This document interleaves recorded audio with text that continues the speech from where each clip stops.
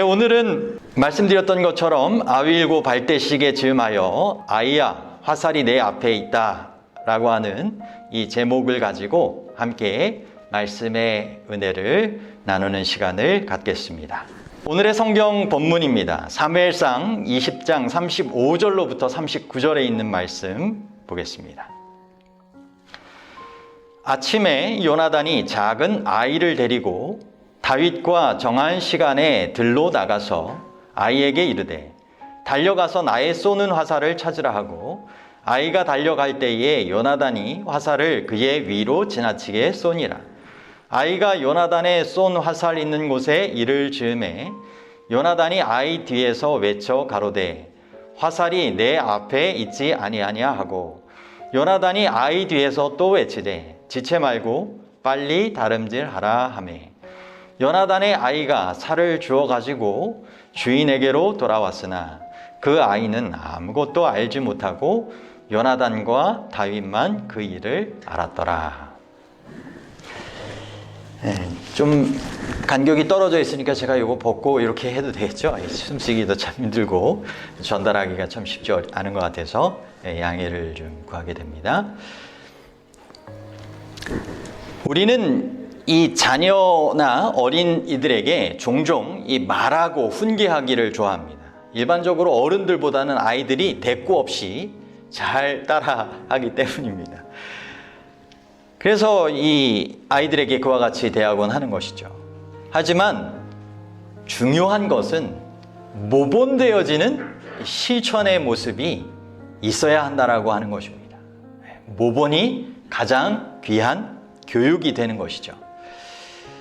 이 자녀 양육 전쟁이라고 하는 책을 지은 데이비드 클락이라고 하는 분은 사람의 인생에 있어서 예수 그리스도와 관계가 깊어지고 성숙해지는 것보다 더 중요한 것은 없다 라고 아버지가 전해준 말씀을 그 책 내용에 실었습니다. 여러분 그런 것 같습니까? 사람의 인생에 있어서 예수 그리스도와 관계가 깊어지고 성숙해지는 것보다 더 중요한 건 없겠죠? 근데 이 아버지의 말씀만이 아니라 모본적인 삶의 실천이 있었던 것입니다. 이 아들은 늘 그림처럼 머릿속에 생생하게 기억하는 아버지의 모습은 매일 아침 방에 앉아서 성경책과 성경 공부 교재, 경건의 시간을 위한 교재 등을 펴놓고 하루도 거르지 않고 하나님과의 교제의 시간을 가졌던 아빠의 모습을 아들이 기억했던 것입니다. 주말이나 휴일 관계없이 늦게 일어날 때도 아버지는 거기에 계셔서 경건의 시간을 제일 먼저 구별하여 가지셨다는 것입니다.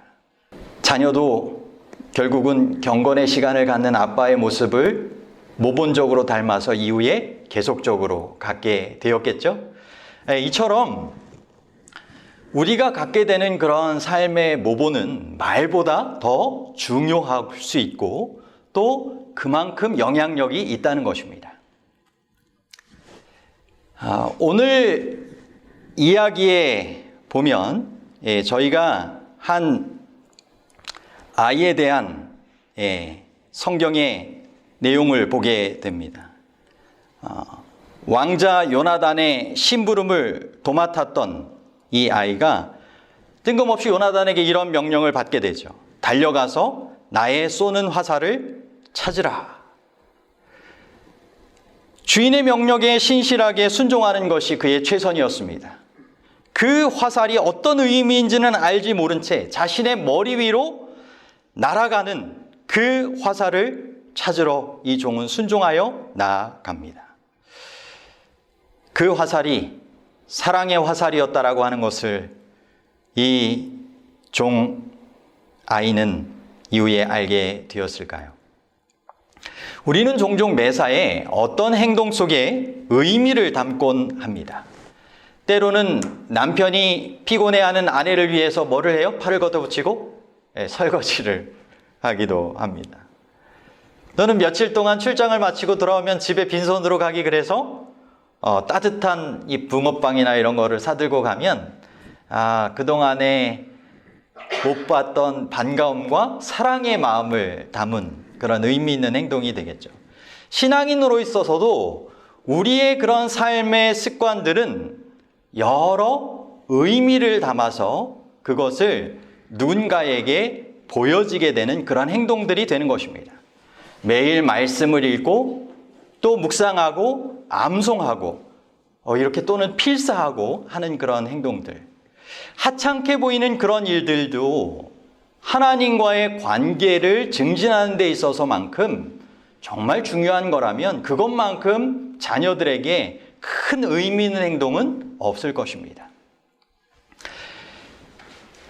오늘 이 성경 본문의 이야기와 관련된 성구로 그 앞서 기록된 사무엘상 20장 20절로부터 22절의 말씀을 보면 내가 관역을 쏘려 함같이 화살 셋을 그 바위 곁에 쏘고 아이를 보내어 가서 화살을 찾으라 하며 내가 짐짓 아이에게 이르기를 보라 화살이 내 이쪽에 있으니 가져오라 하거든 너는 돌아올지니 여호와께서 살아계심을 두고 맹세하노니 내가 평안 무사할 것이요 만일 아이에게 이르기를 보라 화살이 내 앞쪽에 있다 하거든 내 길을 가라 여호와께서 너를 보내셨음이니라.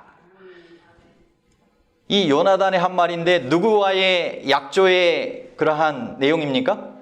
다윗에게 한 이 약조, 우정을 담은 약속인 것입니다. 이 요나단의 아버지 사울은 이스라엘의 초대 왕이었는데 처음에는 작은 아이같이 하나님 앞에 순종하며 따랐지만 이후에 참 불순종하면서 하나님의 마음에 맞지 않는 왕이 되어버립니다. 그래서 하나님께서는 그런 사울을 버리시고 새로운 다윗을 왕으로 세우기로 하셨습니다. 그런데 다윗만 없다고 하면 왕의 자리는 당연히 누구의 자리가 될 수 있어요?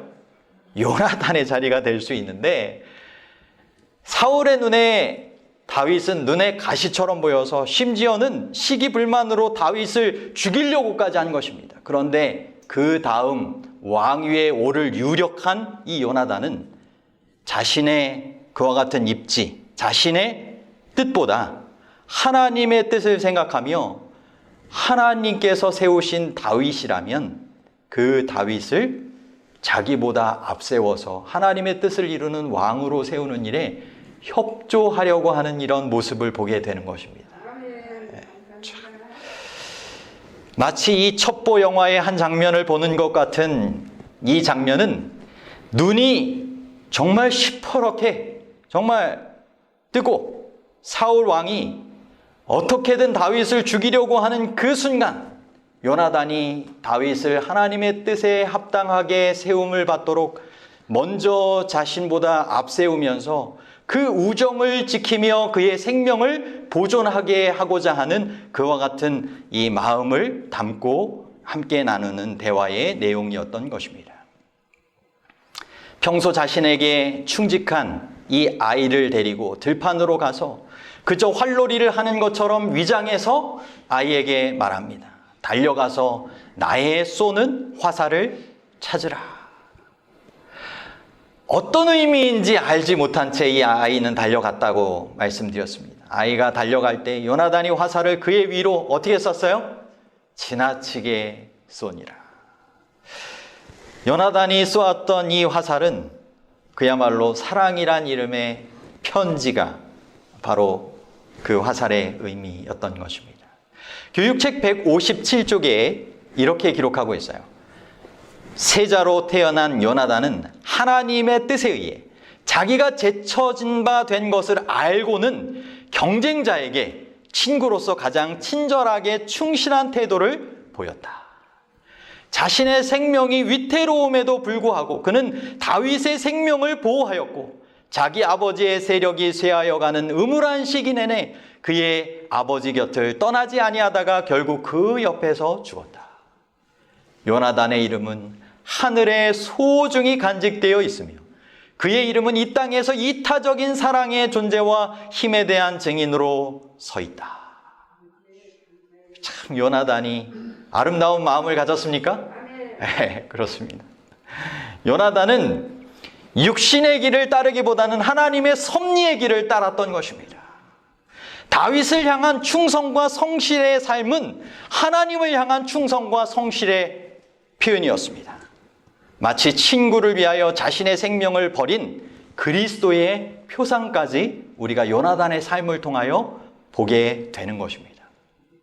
여러분, 누군가 우리의 삶을 통하여 예수 그리스도를 바라보게 된다면 그 삶은 얼마나 의미 있고 아름다운 삶이겠습니까? 폴이라고 하는 한 회사원이 뉴욕에서 중요한 회의를 마치고 자기 회사 동료들과 함께 공항으로 가려고 거리를 나왔습니다. 금요일 오후에 저녁 시간, 너무 교통체증이 심한 그 상태였습니다. 그런데 정말 기적적으로 뉴욕에서 택시 잡기가 쉽지 않은 때였는데 빈 택시 하나가 그들에게 다가오는 것이었습니다. 다른 동료들이 쏜살같이 달려가서 그 택시를 잡았어요. 그런데 문제가 생겼습니다. 너무 빨리 달려가는 바람에 길가에 장사하고 있는 노점상의 야채 과일 박스를 차버리게 되었고 과일과 야채가 바닥으로 굴러 떨어졌습니다. 폴의 일행은 어느 누구도 개의치 않고 공항으로 가기 위하여 택시에 올라탔습니다. 그러나 폴은 타지 않고 순간 그 자리에 멈춰서서 동료들에게 먼저 가라고 했습니다. 그리고 택시를 타지 않으면 비행기를 놓침에도 폴은 그 자리에 남아 있었던 것입니다. 그리고는 노점상 할머니에게 다가가 그 할머니가 가만히 보니까 시각장애인으로 울고 있는 것이었습니다. 눈이 성한 사람이라면 흐트러진 그 야채와 과일을 자기가 주워 담으면 되지만 앞을 보지 못하는 할머니이기에 주워 담을 수도 없는 채 울고 있었던 것입니다. 그래서 이 폴이 이 할머니를 위로해드리면서 하나씩 그 야채와 과일을 주워 담기 시작했습니다. 이때 수많은 사람들이 지나갔지만 갈 길 바쁜 나머지 그 누구도 관심을 기울이지 않았습니다. 폴이 야채와 과일을 다 정돈한 이후에 지갑을 꺼내 할머니의 손에 쥐어주면서 이렇게 말했습니다. 할머니, 이 돈이면 손해보신 거 충분히 해결될 것 같습니다. 그랬더니 할머니가 이렇게 물었답니다. 혹시 예수님 아닌가요? 이 말을 듣고 이 폴이 저는 절대 예수님이 아닙니다. 그랬더니 시각장애인 할머니가 이렇게 대꾸했답니다. 조금 전 제 노점 그 가판대가 넘어지고 과일과 야채가 땅에 떨어졌을 때 제가 도움을 요청할 수 있는 분은 예수님 한 분밖에 없었습니다. 그래서 저는 예수님 앞에 기도했습니다. 예수님, 제발 저에게 다가오셔서 저를 도와주십시오. 기도의 응답처럼 당신이 와서 저를 도와주었으니까 당신은 예수님이 틀림없습니다. 그날 밤 이 폴은 비행기를 놓친 채 뉴욕의 호텔에 머물면서 한밤중에 자기가 이런 생각을 했다고 합니다. 누군가가 당신을 예수님 같다고 착각하게 했을 때가 언제인가? 여러분, 우리의 삶에 누군가 우리의 삶을 보고 예수님 같다고 착각하게 만들었던 때가 언제입니까? 우리는 예수님과의 깊은 영적 관계를 통하여 정말 세상을 이기는 믿음, 세상을 감화시키는, 감동시키는, 변화시키는 믿음의 삶을 살아가야 할 것입니다. 그리고 예수님의 손과 발이 되어 누군가에게 예수님의 그와 같은 모습을 잘 나타낼 수 있는 사랑의 사람들이 되어야 할 것입니다. 마치 예수님을 나타내었던 이 요나단의 모습처럼 말입니다. 요나단이 쏜 화살은 사람을 죽이는 데 쓰는 그와 같은 이 화살이 아니었습니다. 마치 비레름 텔이 자신의 아들의 머리 위에 있는 사과를 맞출 때처럼 그것은 사랑의 마음을 담은 화살이었던 것입니다. 사람을 죽이는 화살이 아니라 그저 즐기기 위한 유의의 화살이 아니라 일개 폭군의 아들이 쏜 광란의 화살이 아니라 넘치는 사랑의 화살이었던 것입니다. 우리는 아이들에게 정의의 편이 될래 아니면 불의의 편이 될래라고 물으면 어떤 것을 선택한다고 할까요? 정의의 편이 된다고 하겠죠? 어렸을 때 우리가 로봇 태권브이 만화 생각하면 어디선가 나타나 정의의 이 태권브이가 악당들을 무찌르면서 그 서게 되는 모습이 참 멋지고 좋습니다. 그런데 어른이 되어가면서 어느덧 정의의 편을 들던 이 사람들이 변하기 시작합니다. 가까운 친인척이 그 사건과 연관되었을 때, 나의 이익과 관계됐을 때 정의의 편에만 선다라고 하는 것이 참 쉽지만은 않은 상황이 되고, 눈 딱 한 번 감고 엉뚱한 선택을 하는 사람들이 생기기도 하는 것입니다.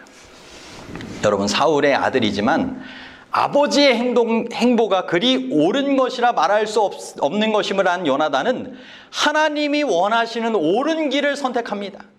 제 아무리 가까운 친구인 다윗이 있었다 하더라도 부자지간의 천륜이라는데 그것을 어기면서까지 정의의 편에 선다라고 하는 것은 쉬운 일이 아니었습니다. 그러나 그 편이 하나님께서 원하시는 편이라고 하는 것을 안 요나단은 그 편을 선택한 것입니다. 여러분, 하나님의 편에 서게 될 수 있도록 하나님께서 기회를 주시고 마음을 감화시켜 주십니다.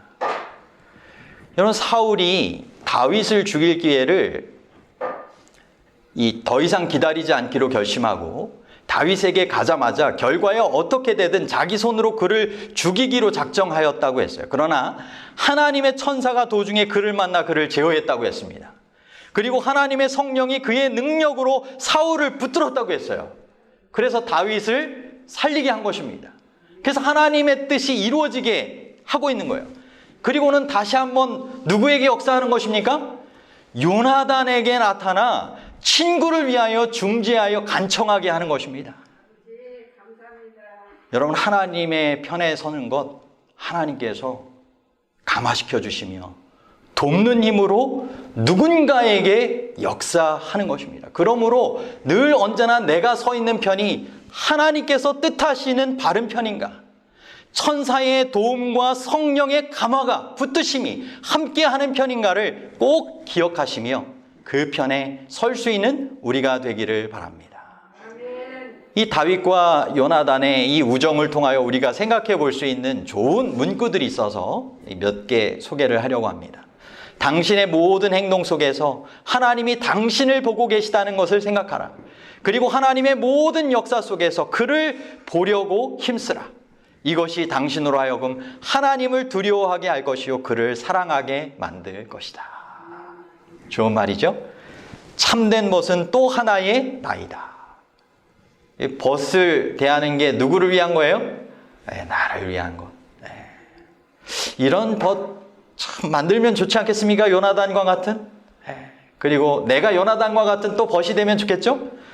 고통을 감수하지 않는 것은 인간이 되기를 거절하는 것이다. 이 요나단이 얼마나 다윗을 위하여 금식기도 하면서 다윗에게 그 우정의 화살을 날리기 위하여 갔겠습니까?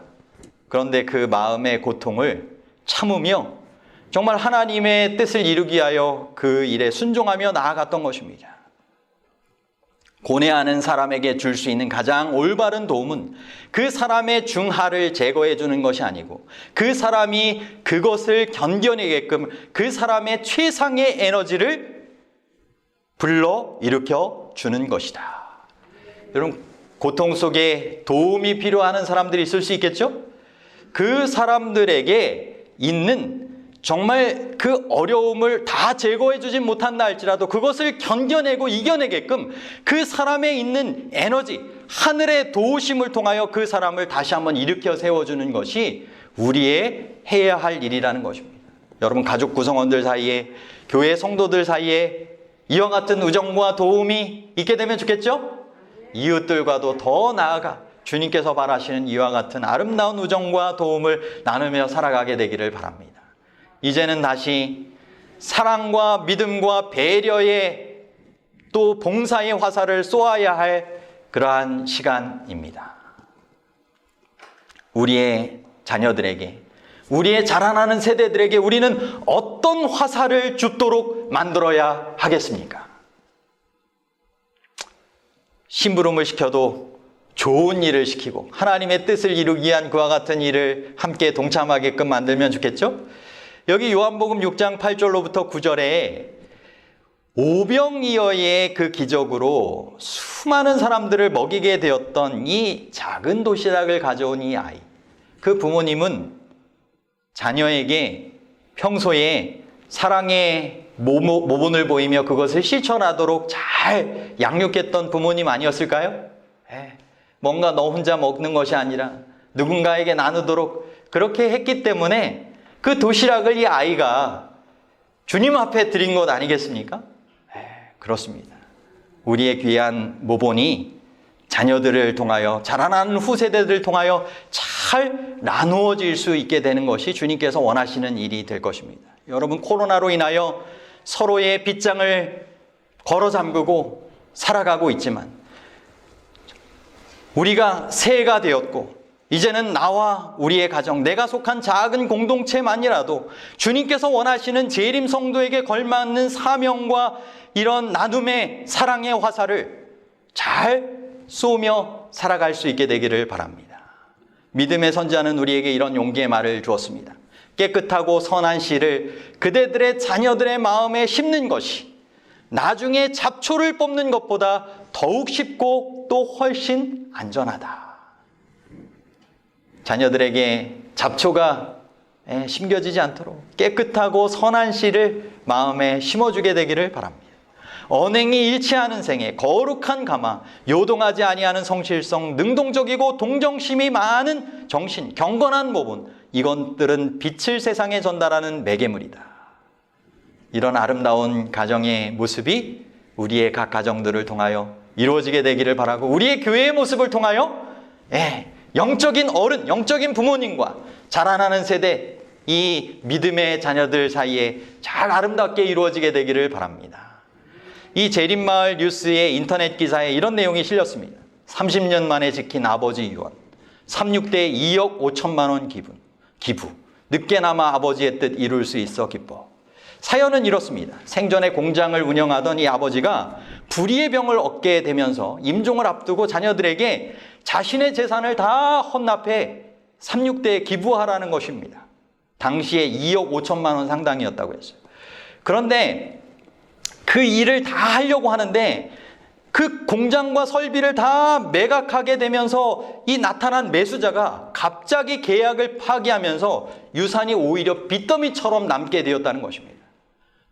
어렵사리 공장을 처분했지만 기부금을 낼 형편이 못 되었습니다. 하지만 이 아버지의 그 유언을 마음에 담은 이 세 딸이 마음의 짐을 그 마음 가운데 담았다가 그것을 지키기 위해 돈을 모으기로 결심하고 30년이 지난 최근에 와서 2억 5천만 원을 마련하게 되어 지난 1월 27일 수요일에 삼육대학 총장실에서 기부금 전달식을 아버지의 뜻을 받들어 30년 만에 이루어드렸다는 것입니다. 아버지가 어떤 모본적인 삶을 살아가셨을까요? 자녀들은 그 모본에 따라 이와 나눔의 삶을 실천하기 위하여 30년의 약속을 지키며 실천했을 것입니다. 여러분, 우리의 가정의 모습들이 아름다운 가마를 다른 이들과 나누며 하나님께 영광 돌릴 수 있는 삶이 되기를 바랍니다. 정말 재림 사명을 세우는 화살을 우리가 함께 쏘게 되길 바랍니다.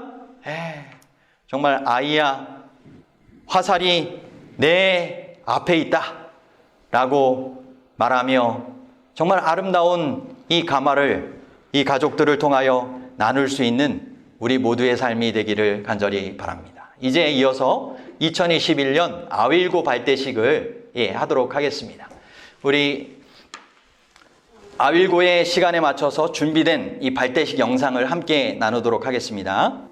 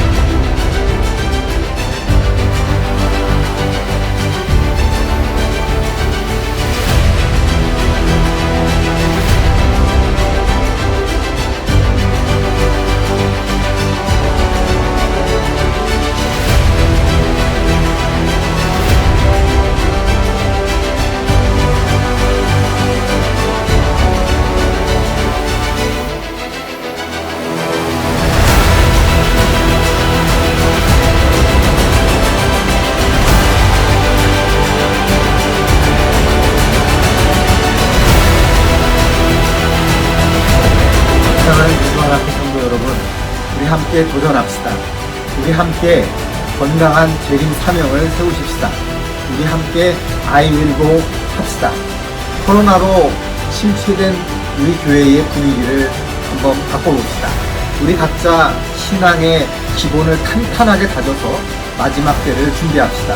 우리 가정을 더 화목한 가정으로 만들어 우리 자녀들이 재림 신앙을 정말로 좋아하게 만들어 봅시다. 재림 신앙을 하면서 사는 것이 얼마나 즐겁고 좋은 것인지 우리 이웃들에게 보여줍시다. 각 개인과 각 가정의 작은 도전들을 모아서 교회에 새로운 활력을 불어 넣어 봅시다. 동주하나패는 모든 역량을 동원해서 교회와 성도 여러분들을 도울 것입니다. 2021년 건강한 재림 사명 세우기 아이윌고 사업으로 여러분을 초대합니다.